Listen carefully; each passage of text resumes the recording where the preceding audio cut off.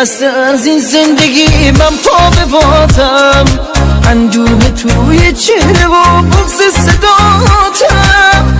لحظه ها هم میگذره خوب و بد عمر، این شادی های بیش و کم اندوه ماتم. دیگه از این لحظه به بعد تنهایی میرم، این واسه ما هم بهتره بگذر که راحت تر برم تنها بمونی. این لحظه ها هم میگذره بگذر.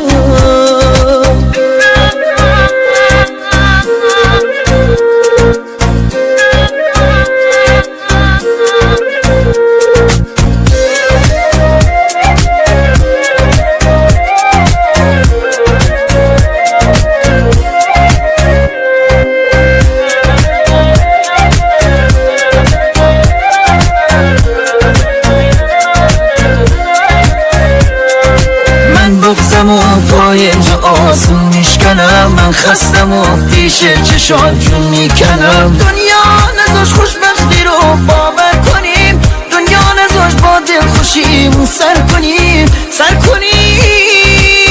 دیگه از این لحظه به بعد تنهایی میرم، این واسه ما هم بهتره بگذر که راحت تر برم تنها بمونی.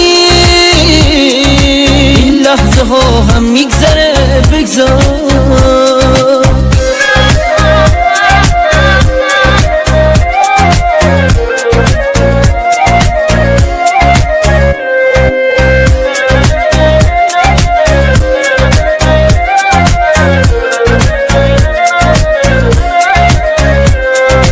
ای خسته از این زندگی من پا به بادم، اندوه توی چهره و بغض صداتم. این لحظه ها هم میگذره خوب و بد عمر، این شادی های بیش و کم اندوه ماتم. دیگه از این لحظه به بعد تنهایی میرم، این واسه ما هم بهتره بگذر